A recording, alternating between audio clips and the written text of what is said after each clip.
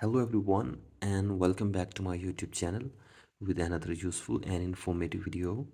So guys, in this video I'm going to show you how to switch back to old icons on iPhone. So guys, if you have changed the style of your icons on iPhone in iOS 26 and now you want to switch back to old icons which you have recently used on your iPhone, here I will show you how can you do this. So guys, this is very basic and simple. You can easily do this. All you have to do is that simply press and hold the home screen of your iPhone and then tap on edit button and then tap on customize, and from here you have to simply check this to default. So guys, do this, and after this save this information on your iPhone.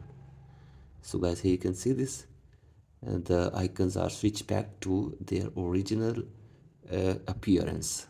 So guys, here you can see this. In this way you can also switch back to your old icons on iPhone in iOS 26. So guys, that's it for today's video. Hope this video helps you. Please like and subscribe to my YouTube channel as well. Thank you.